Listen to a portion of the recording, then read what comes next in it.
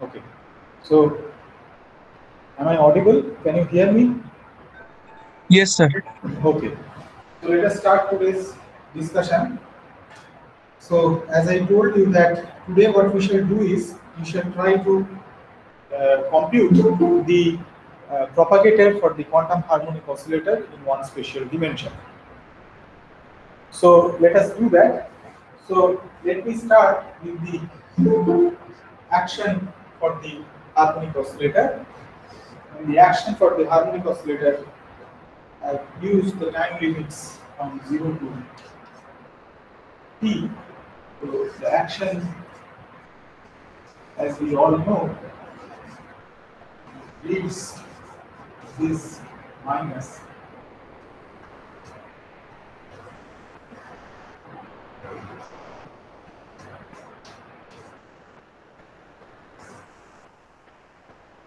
So this is the action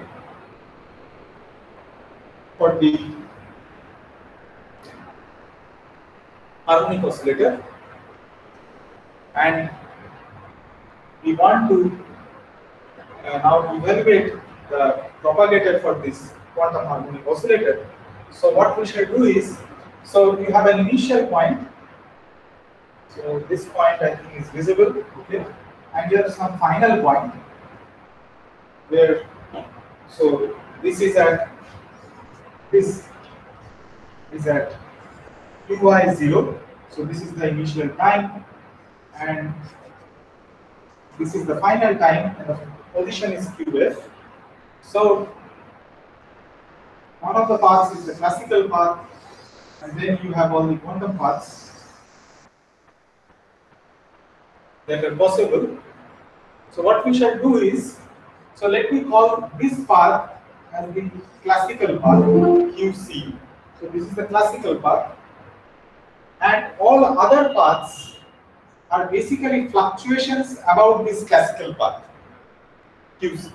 So what we can do is, we can write Q of t as Q classical t plus some part h of t, which basically gives a fluctuation about the classical part.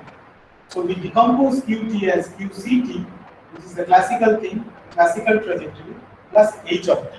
This is the fluctuating part. So you can see that at the end points, at this point and this point, there is no fluctuation, right? And therefore, we have the boundary condition that h at t is equal to 0 is 0. Similarly, h at t is equal to capital T is also 0, because the fluctuation at the endpoints are 0. Okay? So now what we shall do is, we shall substitute this trajectory, this q of t, in this action and evaluate this action.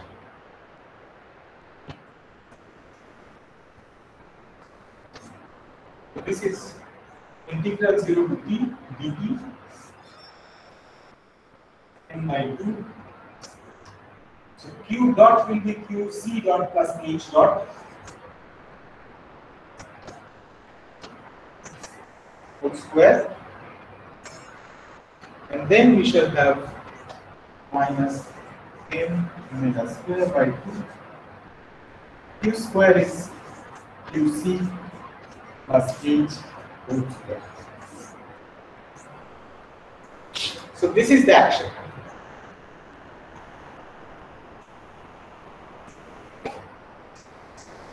Let us simplify this expression a little bit further.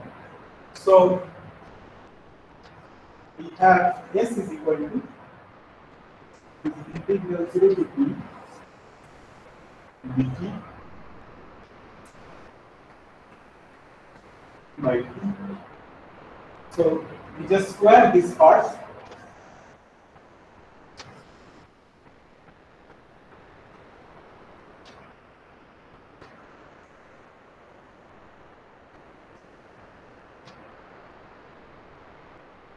minus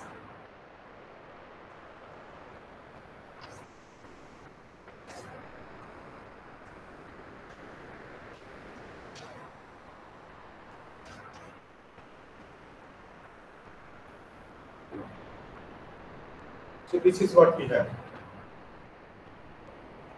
Now,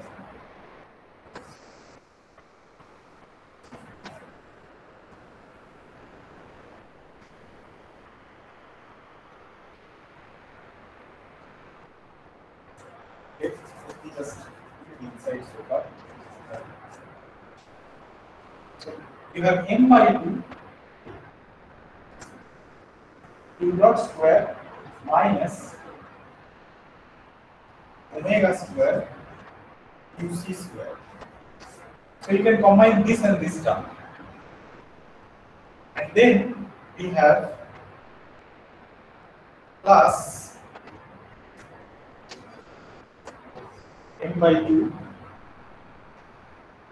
Then we shall combine this term with this term. So we have h dot square minus. So this term is basically this and this. And then we have two more terms, which is this and this term. Plus, so this 2 and this 2 cancels. Therefore, we have m qc dot h dot minus omega square qc h. So this is what we have.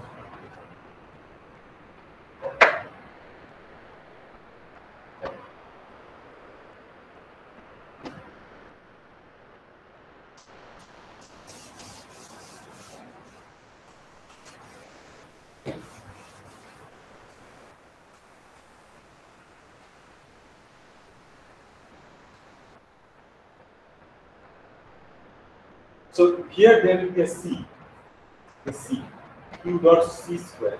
So there is a c here.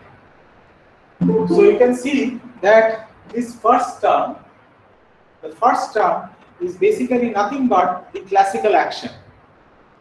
Therefore, we can write this as SC, this full term. Then we have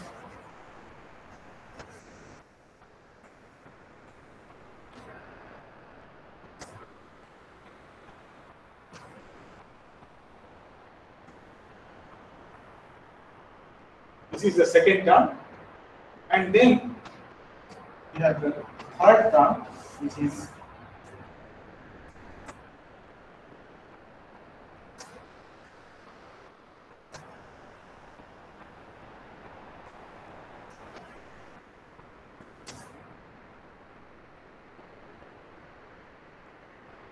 so let us now concentrate only on this term. Let us forget about these two terms. Let us concentrate on this term. So here, this term can be written as 0 to t dt. What I shall do is, I shall take the total time derivative of qc dot h. So I have taken a total time derivative. So I have to subtract something out. This will be qc double dot h minus omega square qc h. So you can see that what we have done is this term qc dot h dot can be written as ddt of qc dot h minus qc double dot h. So these two terms gives this term. So now this is a total time derivative and this is an integration over time. Therefore you can integrate it. This becomes qc dot h evaluated at 0 and t. So the first term gives you this thing, and the second term is 0 to t dt qc double dot plus omega square qc h. Right? So this last term that you have can be written down in this way. But you can see that this gets evaluated at t is equal to 0 and t is equal to capital T. But we know that H, the boundary conditions are on H are precisely that H at 0 and H at T are 0. Therefore, this term is 0. So this is 0. This is also 0 because this is the equation of motion, the classical equation of motion. QC double dot, this is the classical path. Therefore, QC double dot, since this is the classical path, therefore it must satisfy the classical equation of motion. Therefore, QC double dot plus omega square QC, this must be 0. So this full term is basically 0. So this term is 1. Okay. Therefore, what we have found is that the action is basically the classical action plus m by 2 integral 0 to t, and this is the fluctuating part. So that is what we have obtained from this calculation. So once we have the action, you know what is the expression for the propagator, because we have developed the path integral representation for the propagator. So we can at once write down what is qf t qy 0. This diagram. So this is the transition amplitude or the propagator from qi at time t is equal to 0 to qf at time t is equal to capital T. And this, we know that this expression, this propagator can be written as a path integral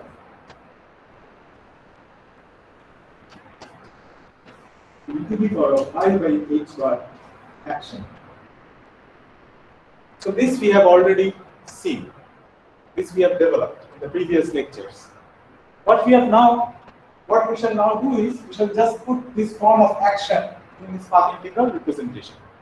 And there is obviously some, let's say that there is some normalization constant that we shall determine later. Our aim is to calculate this object for the quantum harmonic oscillator. So this I can write it down as this path q. This has been broken up into q classical plus the fluctuating part. So what we can write now is we can write it as h of t, and the boundary conditions are, I will explain what I mean by this.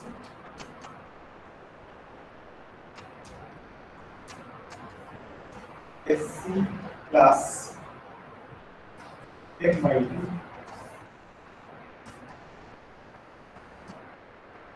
is okay, is visible.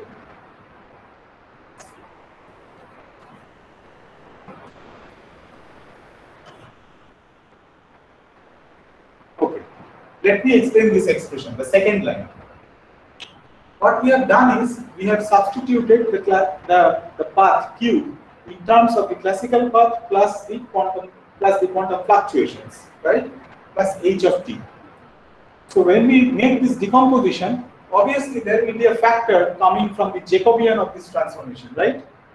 The measure from the measure, path integral measure, you will get, and you make a transformation of from q to qc plus h of t, where qc is the classical trajectory. So when you make this transformation, there will be a Jacobian factor coming from the measure. And what we have done is we have dumped that Jacobian of the transformation into n prime. Previously this constant was n, now it is n prime. Whatever Jacobian you get from the transformation, you have dumped it in the constant, and you have renamed the constant as n prime. So now the measure from dq, the path integral measure dq, gets changed to path integral measure dh. Okay? Whatever Jacobian you get, you have dumped it over n prime. In this factor, e to the power of I by, and the boundary conditions. What about the boundary conditions? You know that at time t is equal to 0, h is 0. Therefore 0, 0. You also know that at time t is equal to capital T, h is 0. Therefore 0, t. So these are the boundary conditions. So you know Why the boundary conditions are so important? See here the boundary conditions were qi0 qft. When you write it in terms of age, it is 0, 0, 0, t. Now look at this factor, e to the power of I by h bar action. S we have substituted SC, so we have SC plus the remaining term, the extra piece that you have over the fluctuating.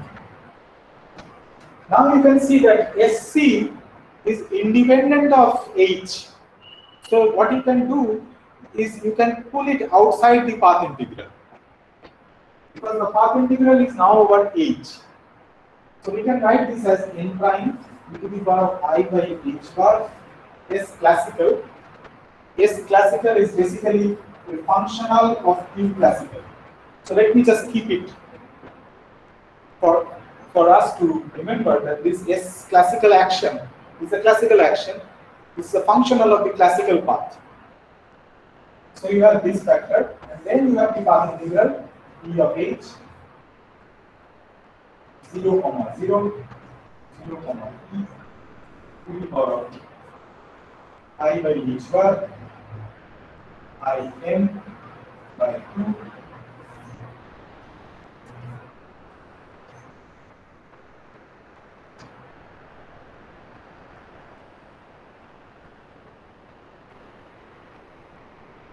So this is our complete expression for the propagator.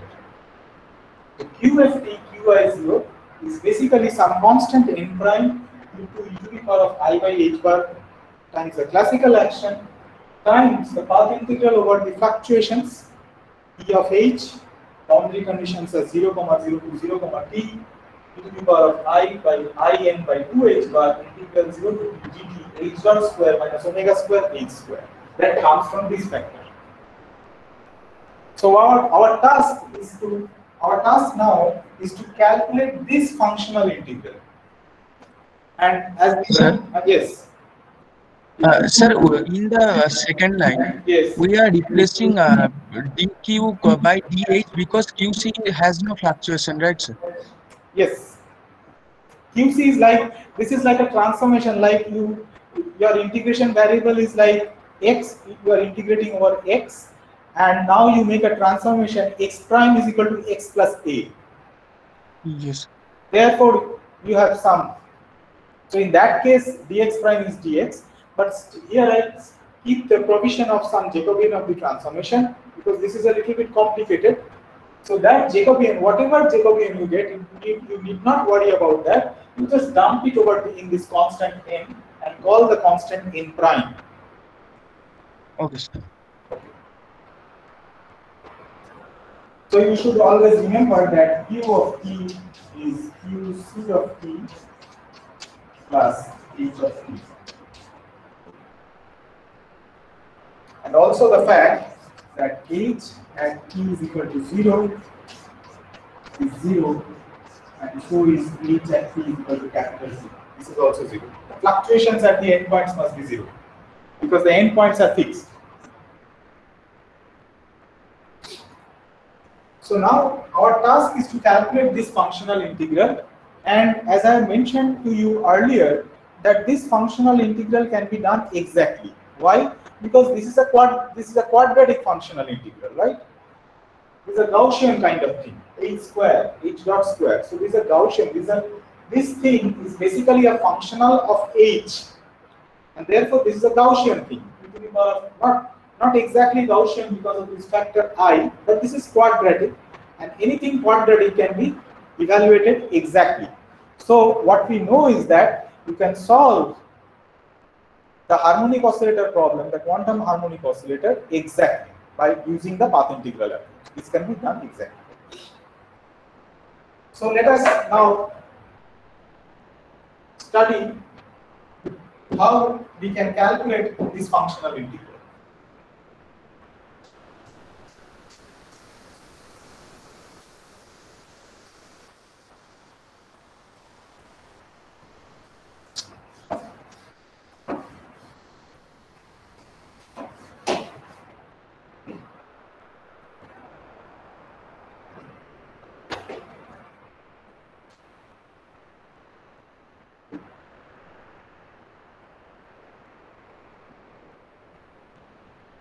we should also try. So this is the formal way of writing the path integral, but we should also try to write it down, write the path integral in its discrete form. Okay. So if I ask you that what is the discrete form of this path integral, so you should be able to do it. It's not that difficult. The discrete form of this path integral is nothing but we have e to the power of I by h bar. Yes, classical. It is a function of q classical. Then we have product. Okay. Before that,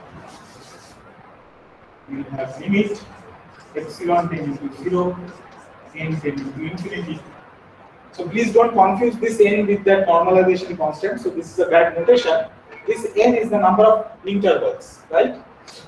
So we will have n by 2 pi I h bar epsilon 4 to the power of n by 2, capital N by 2.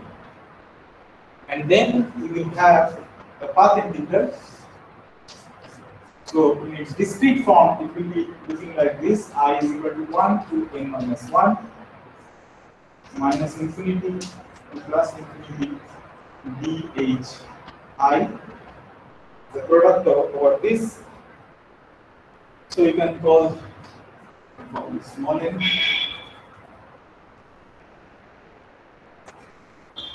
So you have this, and then you will have e to the power of I epsilon by 2h bar summation n is equal to 0 to capital N minus 1, and then you have to just write down the discrete form of this. The discrete form of this is easy to write. We have written it earlier, hn by n squared, and then we have minus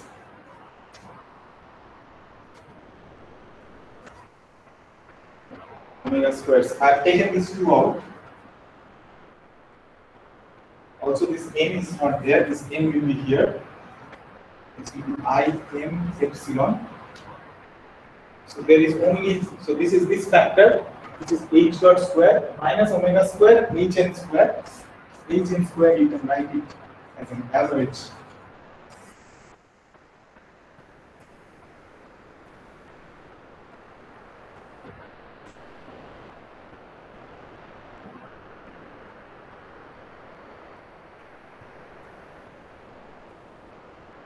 So this is the discrete form.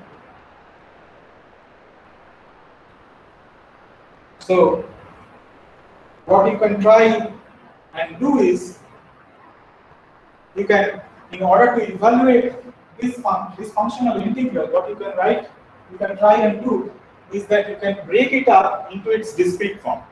Just break it up into this form.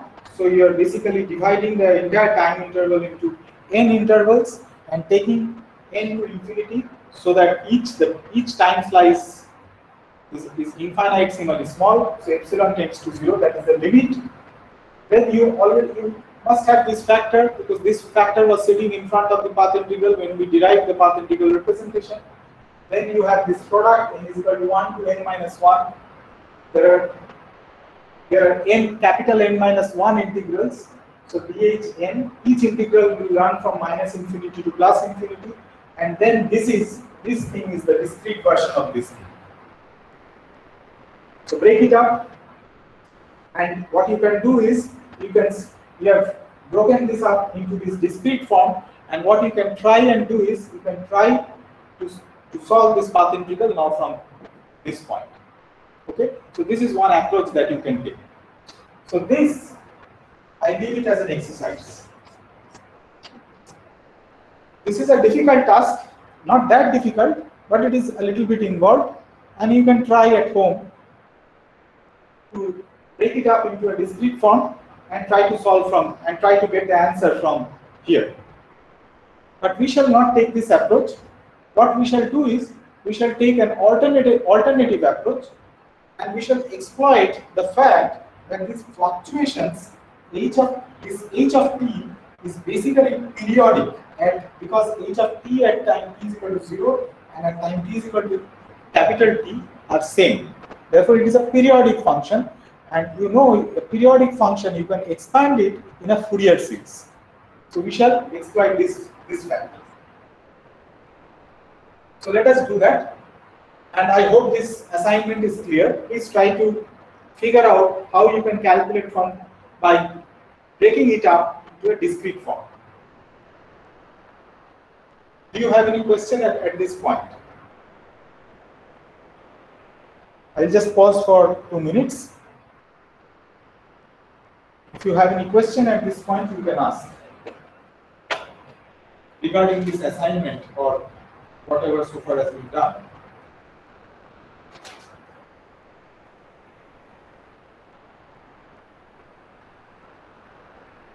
Sir, for the minus omega square h square part, Yes. We are writing h square as an average of the previous one and the next one. Yes. Sir, can't we just write it as h square? You can see this. This is the best thing that you can do when you write it in a discrete form. This is the best thing that you can do. You take the average of both the points. But as you suggest, that can you do it by just taking hn plus 1 square or hn square? Can you do it in that way? You can just try and you can just play with it and see what you get. Okay. Okay, but this is the best way, that you take the average of the two things. Okay. Okay. So this you should try at home and see whether you get whether you can calculate the expression for the propagator. So, but we shall not take this approach now. What we shall do is, as I mentioned, is we shall expand h in a Fourier series.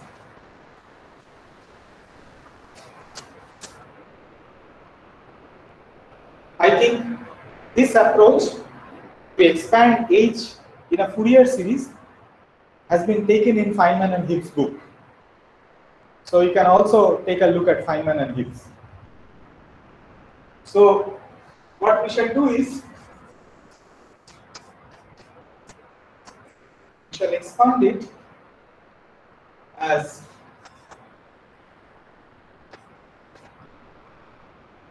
the Fourier series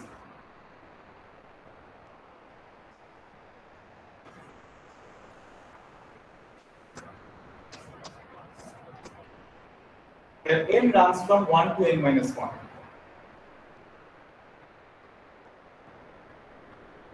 The values of n running from 1 to n minus 1 is because we have divided the interval, we have divided the time interval into n intervals, and therefore there are n minus 1 points, intermediate points.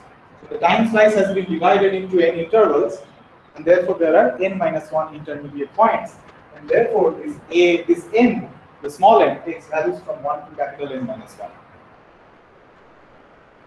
And you can at once see that h of t satisfies these boundary conditions. So this is the Fourier series expansion for this. And our task is now simple. What we shall do is we shall calculate this integral. See, our aim is to calculate this full functional integral. But before doing that, we have to calculate this integral first. So our aim is to calculate integral 0 to t dt h dot square t minus omega square h square. So this is what we have to do. And we know what h of t is. H of t is basically this expansion. So let us calculate it then. H dot of t is, let us differentiate this with respect to time.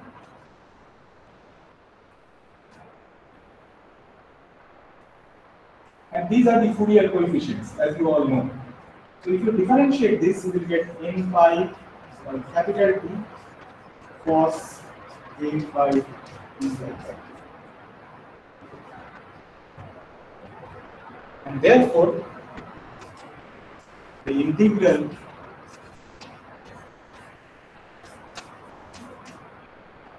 this is equal to, just substitute h dot t in this expression, and that will give us summation over n comma n.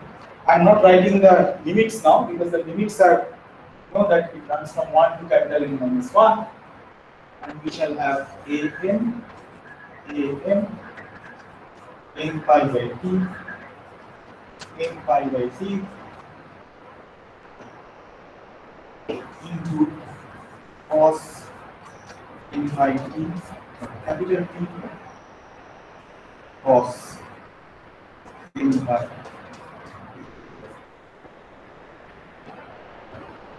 So this is what we have. Therefore,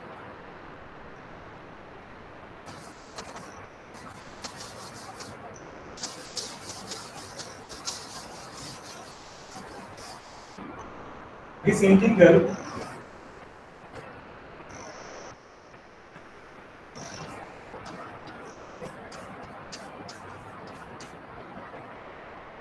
is equal to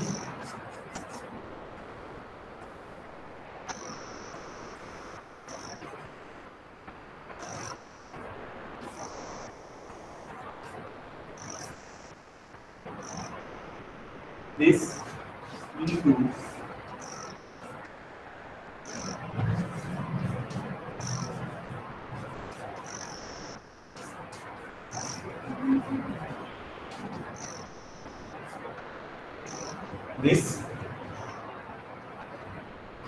this integral, since you know that cos and sine functions, trigonometric functions, form an orthonormal set, therefore you know immediately what this integral is. This integral is basically t by 2 Kronecker delta n. So this means that when n is equal to n, this is 1, and when n is not equal to n, this is 0.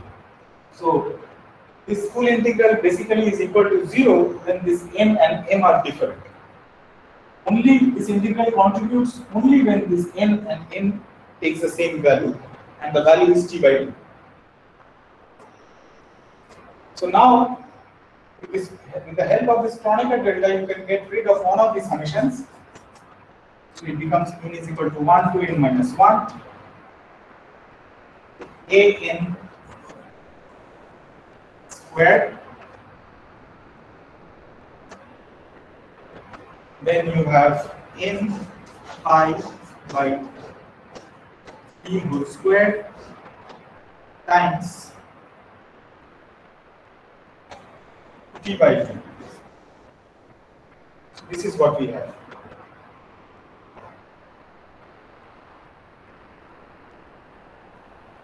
Okay. So this is the expression for this integral. It is summation over n t by 2 an square n pi by t whole square.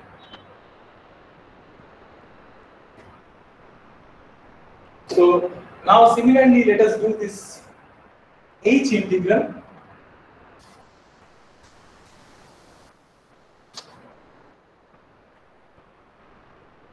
So this is h square now.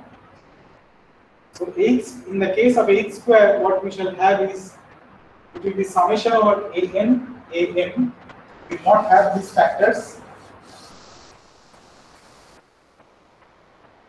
It will be sine n pi t by t.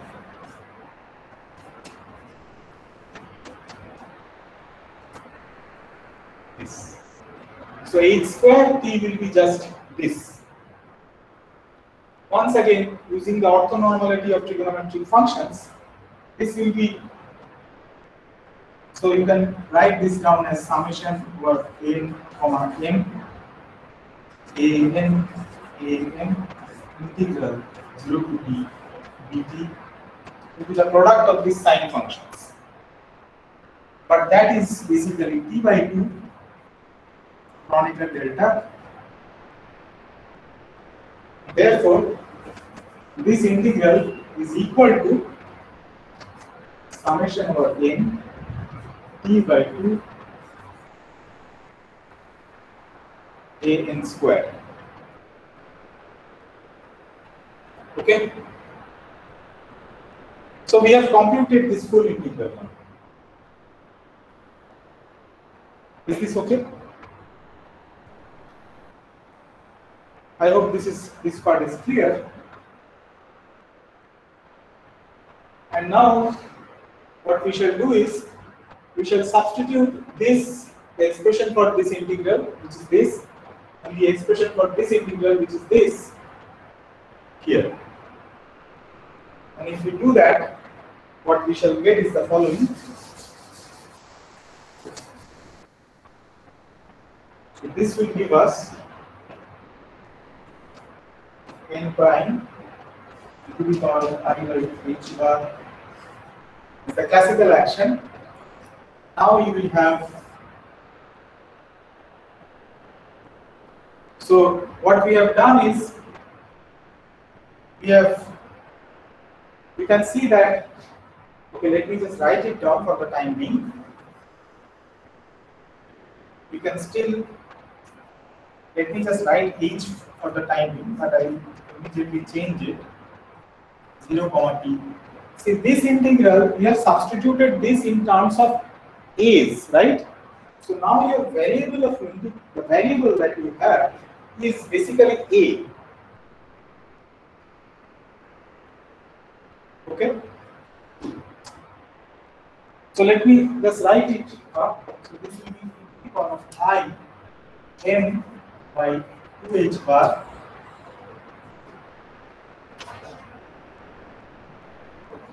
This integral we have computed now, and the value is summation n is equal to 1 to capital N minus 1, and this will be, we will have a t by 2. So there is a t by 2 factor outside. I take it outside, t by 2. Then we will have n pi by t whole square. This is one factor. This is coming from h dot square, this factor. And from this thing, we will have a minus 1, minus omega square, because this contributes an square. So I will write minus omega square times an square. Okay? So this full thing is now e to the power of I n capital T by 2 h bar. There is another 2 here, sitting here, because of t by 2.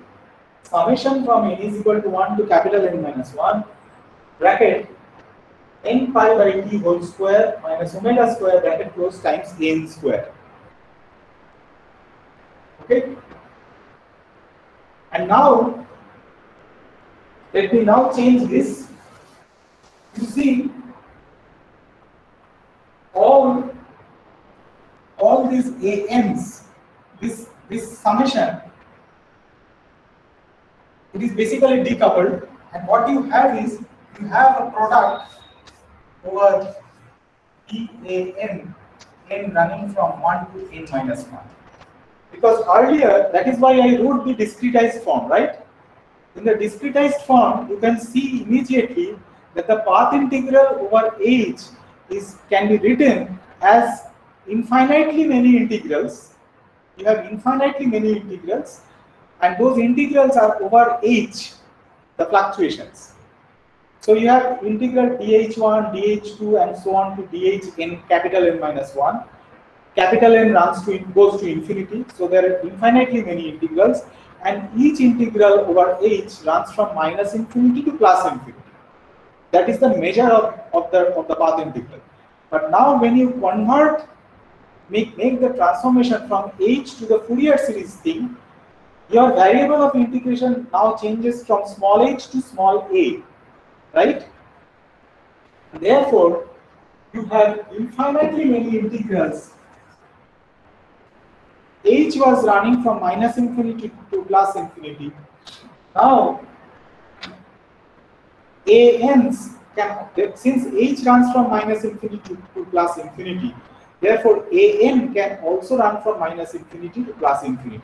And therefore, the h thing, this path integral measure is basically, if you write in discrete form, it is dh1 to dhn minus 1 and infinitely many such integrals. And therefore, that gets converted to infinitely many integrals, each running from minus infinity to plus infinity. And the variable of integration now becomes an. So you have dA1 to dA2 to dAn minus 1. So this is this thing, and this is this thing. And all these integrals, you have an integral over a1, a2, and dot dot dot to capital N minus 1. All these integrals are decoupled. They are independent Gaussian integrals. So what you have from here is a product of Gaussian integrals, which you can do exactly.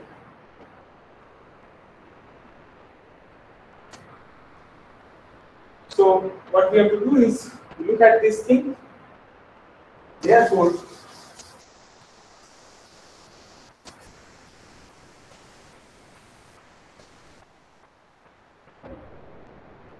obviously you can have, when you make this transformation, you will have some Jacobian factor.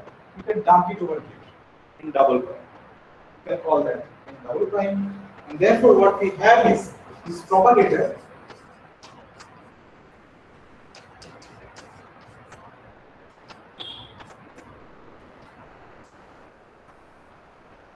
Basically dA1, dA2,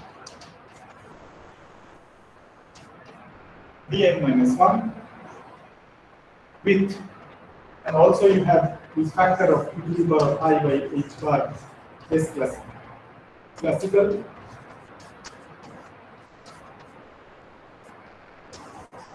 Intending to infinity. All these integrals are running from minus infinity to plus infinity. So you have this, and your integrand is nothing but e to the power of I m t by 4 h bar summation from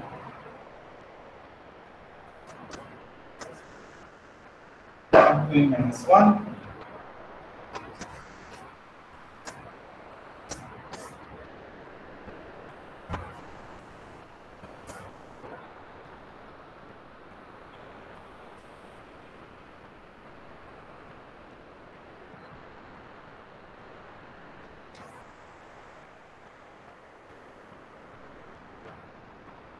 So you have a limit. Let me write this here.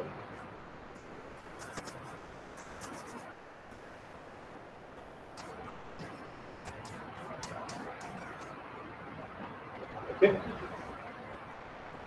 So you have n double prime some constant e to the power of I by h bar s classical, integral from minus infinity to plus infinity, and there are n minus 1 such integrals, and then this is your integrand.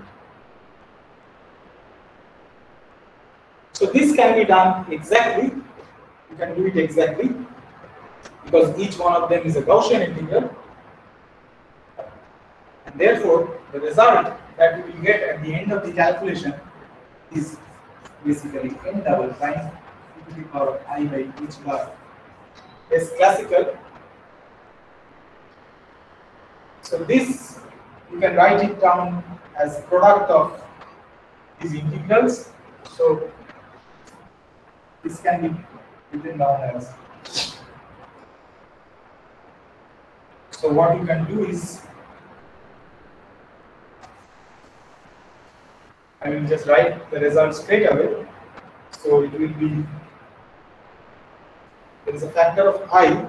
So this integral we have done previously, and if you write it down, so let me just write one of the integrals.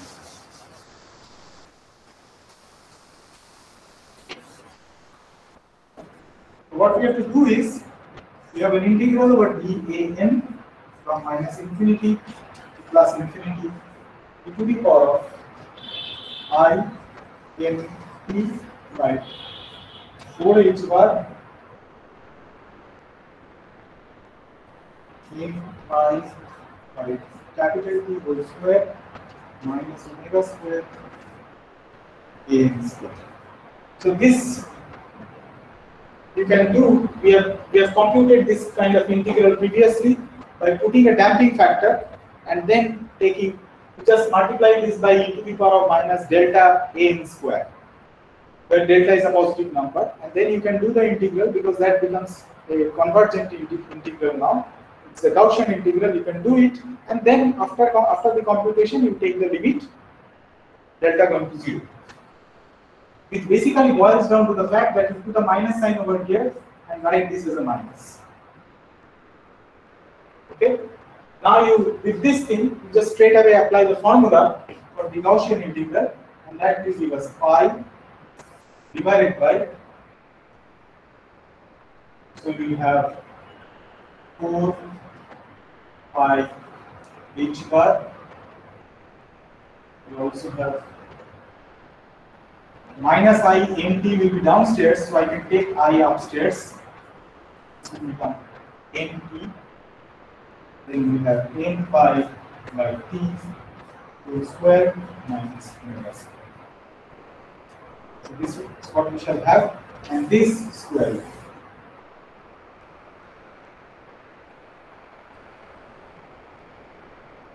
Four by I h bar nt.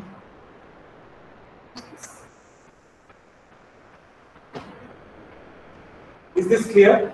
This is the result for this integral, and therefore this full integral will be just a product of this n minus 1 times, because we have n minus 1 such integrals.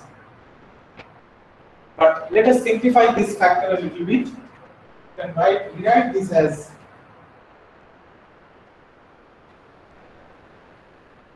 you can rewrite this as 4 pi I h bar by the square root,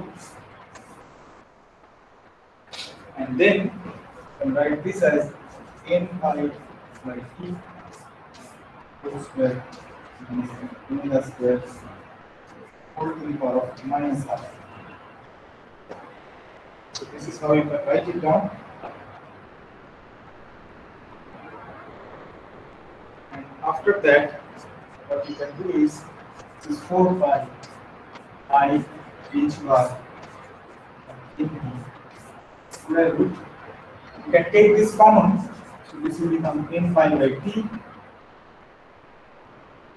So this will give us n pi by t whole to the power of minus 1, and then we shall have 1 minus omega t by n pi whole square to the power of minus half.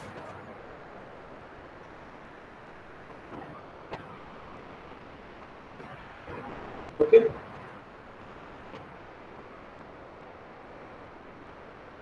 Is this okay? Is this computation so far okay? Are you with me? Yes. Okay. Good. Yes, sir. Okay. So what we have done, I think it is a good place to stop here today. Let us stop here because we have done a lot of calculations today. Let us stop at this point, but we shall continue from here on Wednesday. Wednesday you will be available, right? Wednesday is the last class before the pujas. Yes, sir. Okay, so Wednesday we can discuss in the class. So Wednesday before the puja it will be the last class. So we shall on Wednesday we shall start from here and finish up the calculation, and then we can discuss some points if you have before the pujas. So let me just tell you that this integral we have computed now. The final result is therefore a product of this result n minus 1 times, because all of these integrals can be done independently, and each of them will be giving the same answer. It will give us the same answer, and therefore this answer has to be multiplied n minus 1 times. And therefore you get the propagator, and then we have to do some more gymnastics, and after that you will get to the final answer. So that gymnastics we will do in the next class before the pujas. So on Wednesday, I would also like to mention that you know that from Hold on. sorry, just say it once more. Sir, I was trying to tell, will it be there be any class of on path integrals after puja, because all other classes are stopping. The courses are changing. I mean, for the other two courses. No, I think after the pujas, I will not take any more class on path integral. On Wednesday, it will be the last class. But the important thing that I would like to mention is that maybe I can just take not really path integral. I will take a lecture on identical particles. That I will do after the pujas. And if I have time, I would like to do WKB approximation as I mentioned to you earlier. So I will just look at the semi-classical methods, and you know that the WKB approximation is a semi-classical approximation, and you can do semi-classical approximations using path integral techniques also. So this is something very important. So you can do everything by path integral, the semi-classical part. So after the pujas, I will do identical particles, and if I have some time, then I will do semi-classical WKB approximation. This is one thing. But after the pujas, there is one more thing that is important. You have to tell me that from the week 26th is a holiday. From 27th to 31st, I think it is the time for mid-semester examination. So I have to take a mid-semester examination for you. So you tell me what date will be convenient for you. So Sir, for how much time the midsem will be? I think 2 hours will be sufficient, right? Sir, 3 hours should be better because of the uploading and scanning of the. Okay, maybe 3 hours. That is not a problem. It's not a problem. Okay. So 3 hours, but it will be on one of the class days, right? Okay, sir. The mid-semester examination will be on one of the class days. So please tell me, suggest me a date for that.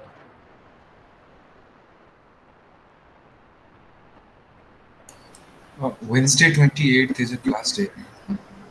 Wednesday 26th is Monday 28th. Okay, so you want the examination on 28th. Okay, fine. It's not a problem. So I will not take an examination for the post MSc guys, because it is not mandatory for them to. I am not sure. Please please contact the administration and just ask that whether it is compulsory for you to appear in the mid-semester examination. If it is not compulsory, then I will take the exam. You have to give the end sem examination is a must for the post MSc guys, but the mid-semester examination is compulsory for the IPHD students. So I will take the examination for the IPHD student, the mid-sem examination, and the date is 28th. Okay, so it will be starting from maybe 12 o'clock or 11 o'clock, whatever time. Maybe from 12 to 3 will be fine for you. Okay. Okay, sir. So, sir, PhD students don't have to give the mid-sem examination. Just repeat once more. So, I'm asking, do the PhD students have to give the mid-sem examination? The PhD students, no. You please ask this question from the administration, that whether you have to appear whether it is compulsory for you to appear in the mid-semester examination. I think it is not compulsory for you. For in the end sem you have to appear. You have to give the end sem examination is compulsory for all the students, IPHD as well as post-MSc. But mid-sem I think is not compulsory for post-MSc. Please confirm it from the administration. Okay, sir. Okay. So let us finish the meeting today. Thank you very much. Thank you, sir.